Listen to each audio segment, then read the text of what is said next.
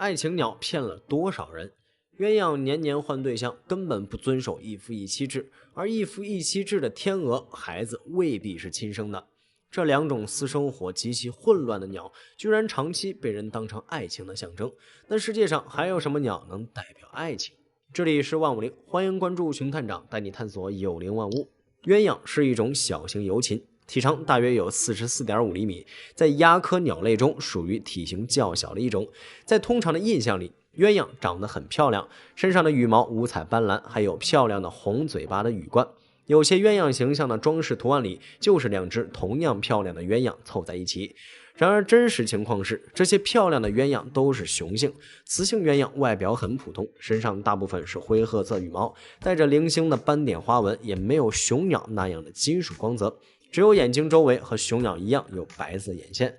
鸳鸯们基本都是候鸟，每年的3月末到4月初会陆续迁徙到东北的繁殖地生儿育女，90月份再向南迁徙。不过也有一些鸳鸯属于留鸟，贵州、台湾等地较为常见。鸳鸯非常喜欢成群结队生活在一起，常常聚集50-60只，分散在水域的各个地方，也常常和鸭子、天鹅等游禽共同生活。它们生性机警，发现什么风吹草动就会发出警报提醒同类，然后呼啦一下立刻起飞。每当它们来到新栖息地的时候，总会有一对鸳鸯先在栖息地上空盘旋观察，确定没有危险才会招呼大家降落。鸳鸯在繁殖期几乎都是雌雄成对在一起，形影不离。在中国文化中，就会用鸳鸯来比喻夫妻恩爱、忠贞不渝。但其实真正的鸳鸯十分滥情，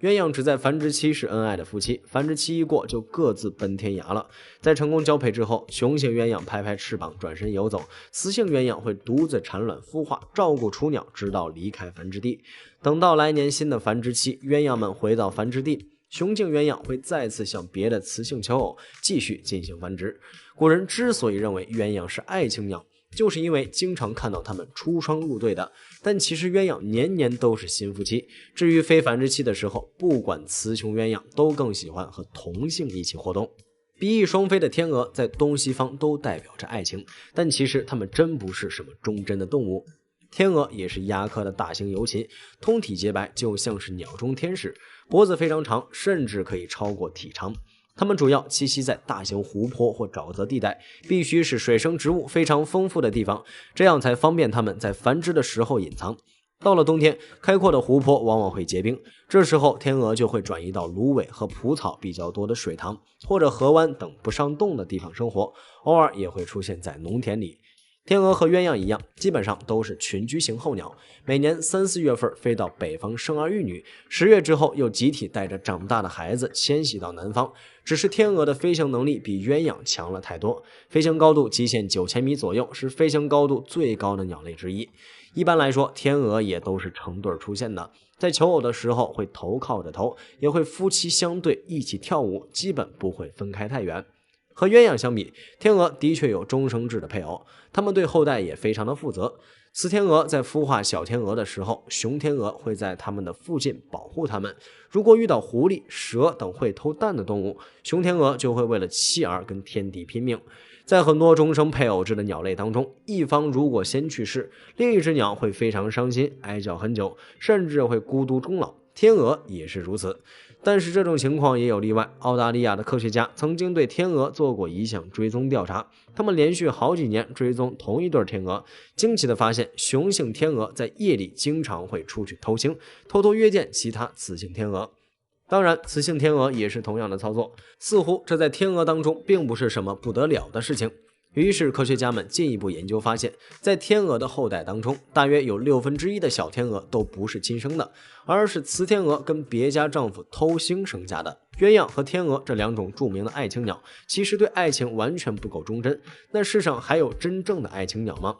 这就要看一对轰动世界的白鹳夫妻了。1993年，克罗地亚有位老人捡到一只翅膀受重伤的雌性白鹳，老人为他治疗伤口，可惜他的翅膀已经无法飞行，于是在伤好之后，老人就将他养在家里，待他如亲生女儿，给他取名为玛莲娜，还给他在自家屋顶上搭了个大鸟巢。2001年的春天，一只体型更大的雄性白鹳突然降落在玛莲娜的巢穴里，两只鸟儿一见钟情，成天依偎在一起。雄性白鹳还会每天飞到湿地捉鱼，带回来投喂玛莲娜。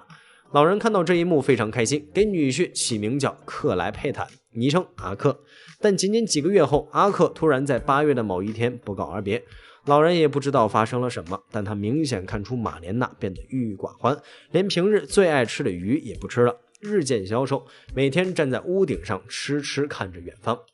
老人非常心疼玛莲娜，甚至强行掰开她的嘴喂她吃鱼，每天带她散步看电视，花了很长时间才让玛莲娜恢复精神。老人也曾痛骂渣男阿克，但第2年春天，阿克竟然再次从天而降。风尘仆仆的他，在接到老人送的鱼之后，第一反应就是把鱼喂给玛莲娜。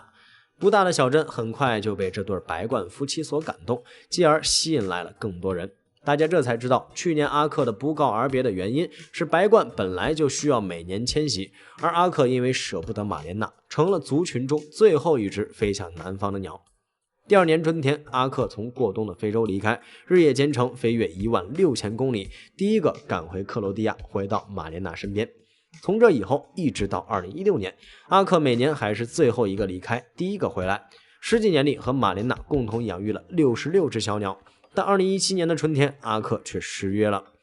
玛莲娜和所有喜爱他们的人都焦急万分，因为阿克的迁徙路径会经过当时偷猎猖獗的黎巴嫩。老人实在不能放心，就用阿克的羽毛做了一支羽毛笔，将这对白鹳夫妻的故事寄给了黎巴嫩总统，得到了总统会尽力打击偷猎的承诺。但阿克还是没有回来。人们在玛莲娜的巢穴旁架起监控，在镇子中心的大屏幕上向全世界直播，陪着玛莲娜一起等待阿克。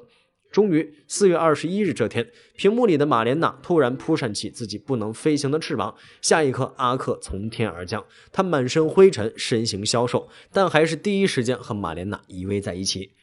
2021年，在阿克去过冬的时候，玛莲娜寿终正寝。白鹳的平均寿命在26年左右，这对鸟夫妻用20年的相守告诉全世界什么才叫至死不渝。非常感谢您看完本期万物灵，欢迎点赞、评论加关注，您的关注是熊探长探秘的最大动力。